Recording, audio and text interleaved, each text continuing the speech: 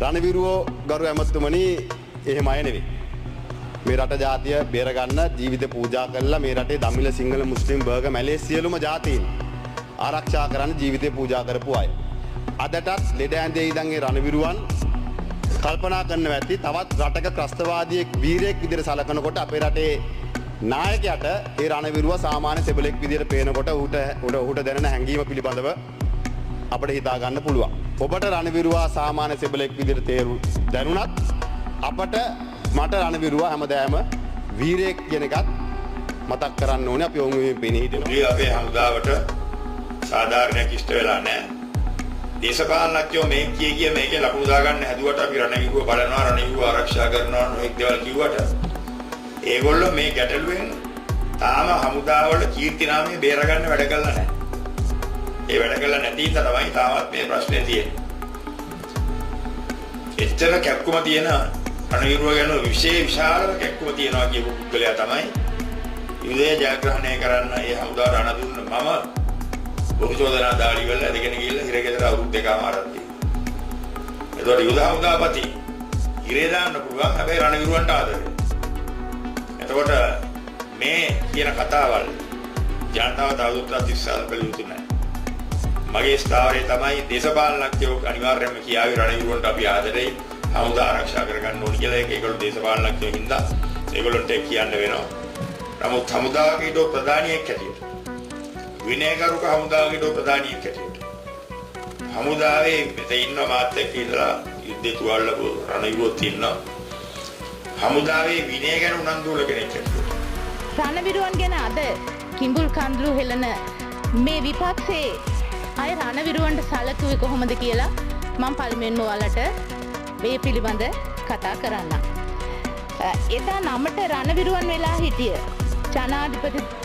හිටපු ජනාධිපතිවරයෙක්ගේ පුතෙක්ගේ සපත්තු ලෙව කන ගමන් මේ 30 අවුරුදු යුද්ධේ නිමාවට පත් කරන්න නායකත්වයේ දුන් ඒ අභීත සෙන්පති ෆීල්ඩ් මාර්ෂල් සරත් ෆොන්සේකා කුදලගෙන ගිහිල්ලා හිරේ දාන මොහොතේ මේ ওই රණවිරුවන් ගැන දැන් කිඹුල් කන්දළු හෙලන ওই මහත්තුරු කොහෙද හිටියේ කියලා මං අහන්න කැමතියි. ඒ වෙලාවේ බිහිරෝ ගොළුව වගේ ඔළුව කකුල් දෙක අස්සේ ගහගෙන හැංගිලා හිටිය ওই මිනිස්සු අද මේ රණවිරුවන්ට රණවිරුවා කියන්නේ නැතුව සොල්දාදුවා කිව්වා කියලා කඳුළු හෙලනවා මේ පාර්ලිමේන්තුවට ඇවිල්ලා. ඒ වගේම අර අටවගත්ත නිල් බලකායක් කියලා එකක් තිබුණානේ. ඒකේ හිටිය ඒ පුතන්ඩිලා ටිකයි නළුවෝ නිලියෝ යුද හමුදාවේ නාම ලේඛනයට ඇතුළත් කළා.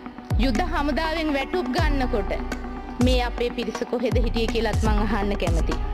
නාවික හමුදාවේ තනතුරු බල්ලට දාලා කිසිදු සුදුසුකමක් නැති ජනාධිපති පුතා වුණ නිසාම ඒ වරප්‍රසාදේ නිසාම නාවික හමුදාවේ ඉහළ තනතුරු වල සිටිය අය ඒත් පුතාගේ වැඩවලට යොදවනකොට මේ දැන් රණවිරුව ගැන කඳුළු හලන මේ පාර්ලිමේන්තුවේ මන්ත්‍රීලා එදා කොහෙද හිටියේ කියලාත් මං අහන්න කැමතියි.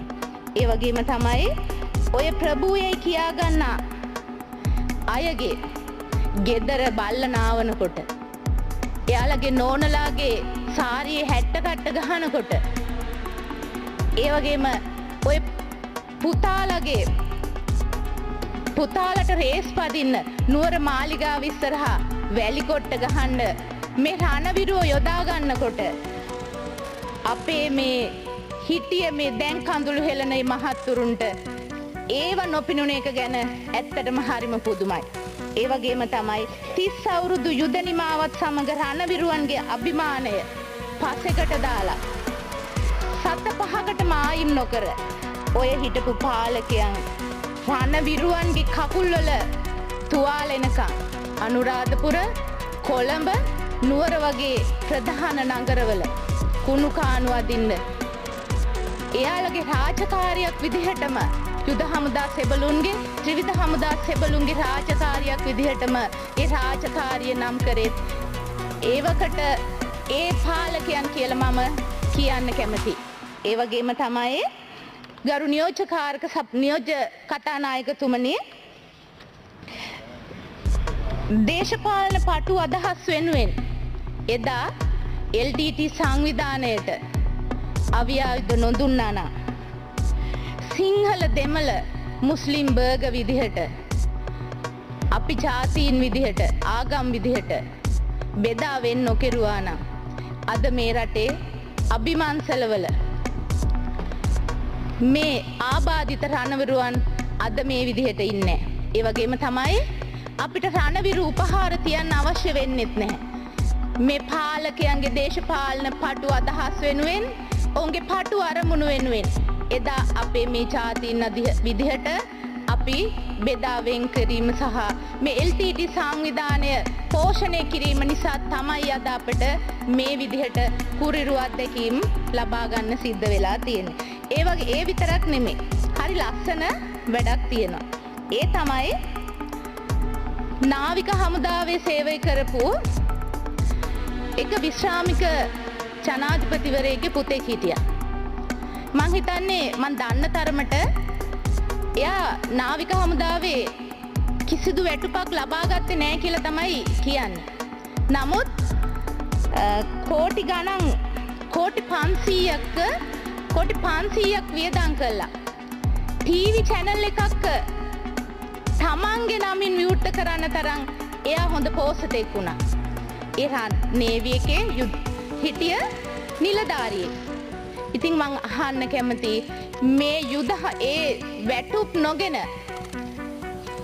මේ විදිහට කෝටි 500 ගණන් වියදම් කරලා ටීවී channel ඕපන් කරන්න තරම් මෙයාලා මේ මුදල් හම්බ කරේ කොහොමද කියලා අපි අහන්න කැමතියි.